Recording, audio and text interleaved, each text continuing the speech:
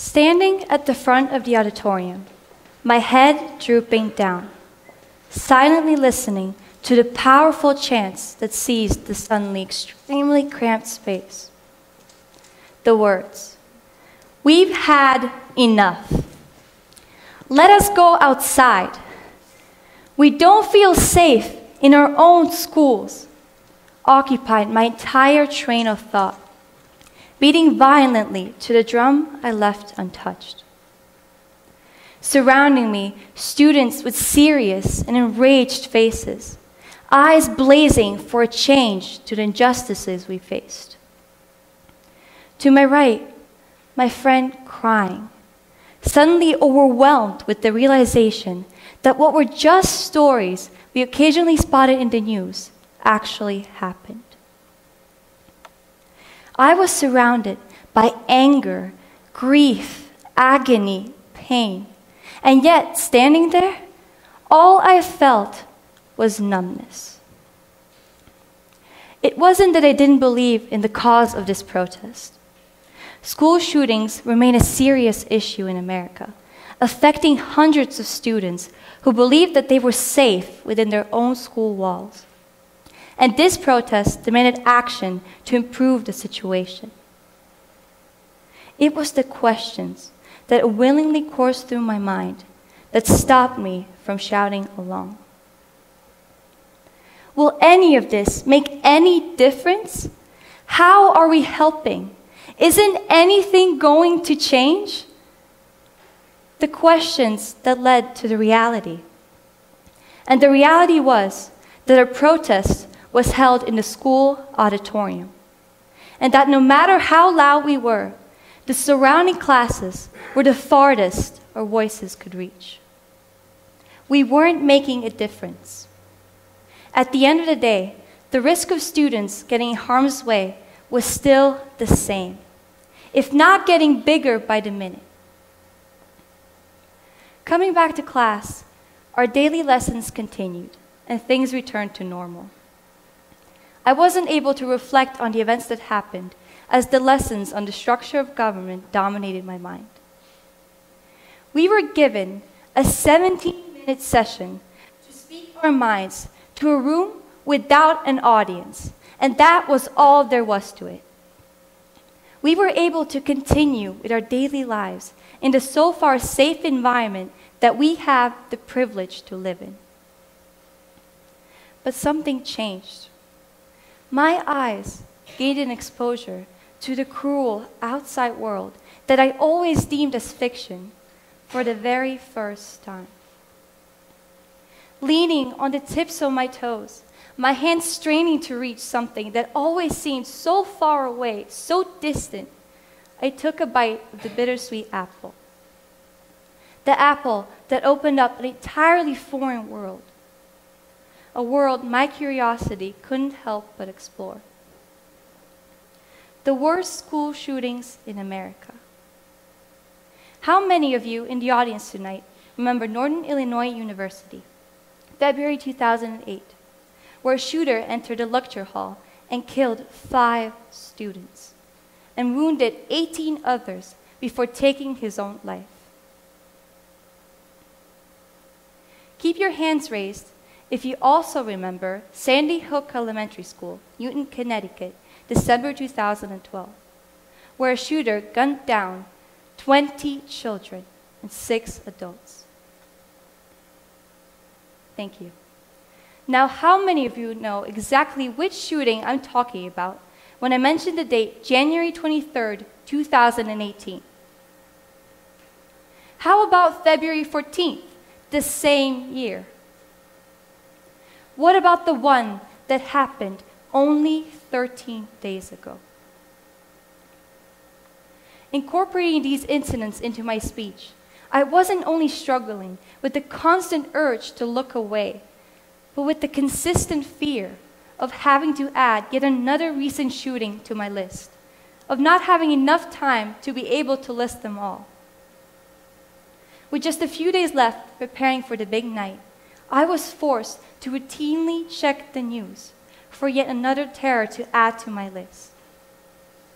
And the overwhelming part about all of this was the realization that this has become a routine reality.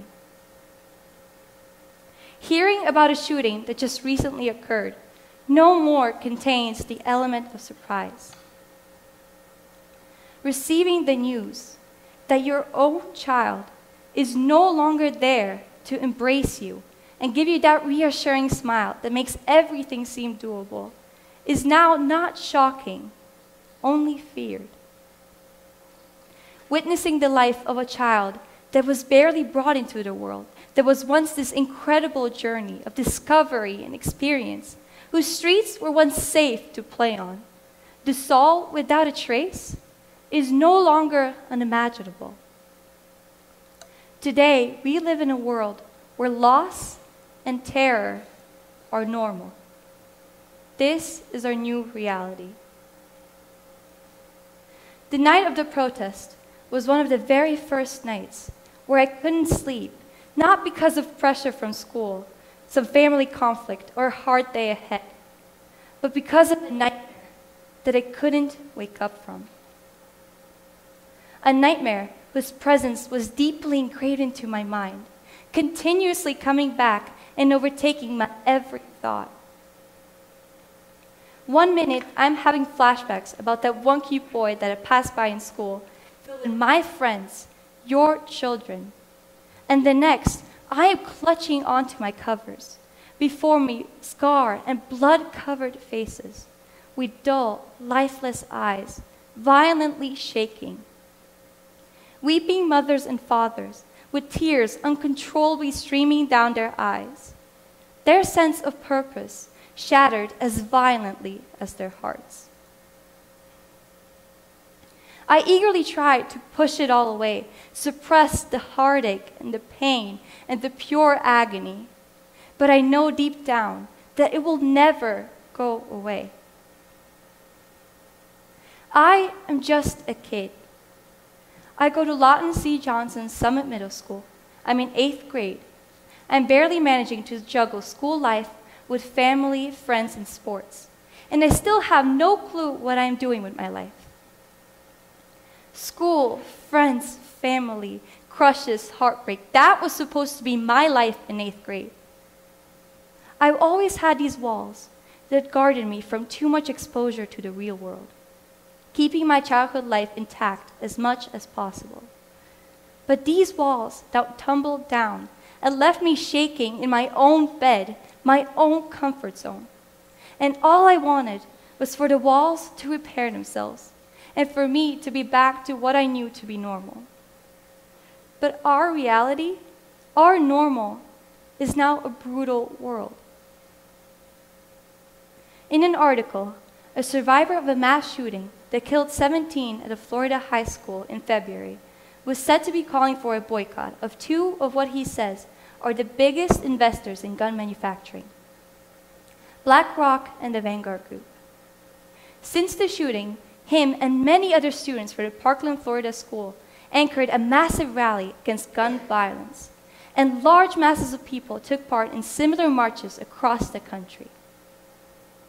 Their efforts led to one of the harshest gun reform legislations in Florida, which raised the minimum age to purchase rifles from 18 to 21 and extended the 3-day waiting period for handgun purchases to include long guns. But what the article does not mention is that at the same time small changes like these were being introduced to our society, 43 states have experienced an unprecedented growth in gun sales in the last 2 decades, not even including private sales. It does not mention that the firearms industry makes up a $31.8 billion chunk of the U.S. economy, up from $27.8 billion only 3 years ago. It does not include the fact that the country we live in contains dangerous weapons such as the rocket-propelled grenade, which can fire anti-tank rockets from your shoulder, and AK-15 semi-automatic rifles, which are now just another part of the easily pertainable market. schools. Institutions formed to provide young minds around the world the opportunity to learn, develop their knowledge, characteristics, individuality, and opinions, preparing them from the battles, discord, and conflict they are yet to face. Safe havens symbolizing the freedom of exploration and wonders of our childhoods. That is what they are supposed to be. Nelson Mandela once said, "Education is the most powerful weapon which you can use to change the world." Yet the generations today are scarred with the blood, permanent tears of agony and despair, and terrifying screams that just can't seem to reach far enough to bring change upon the world. Our time for adventure, expeditions, frivolity, and freedom, replaced with the dread of taking our last breath before the sound of the final school bell. Weapons that once stood for innovation and transformation, now replaced with objects of destruction, that leave behind nothing but permanent scars and misery. This speech has no happy ending. I do not have the ability to let you walk out of this auditorium with the reassurance that your children are safe, because unfortunately, they are not. There is no guarantee that you won't become the next set of parents who are crying in front of the cameras as your world falls apart before you. I am not yet 18 years old. By law, I do not have the ability to vote. However, most of you in the audience do. No matter what your political affiliation is, saving the lives of children should not be a partisan issue. This November, you have the opportunity to elect people who can bring change into our world. It is time to stop looking at school shootings as a matter of politics and face them as a matter of humanity. Thank you.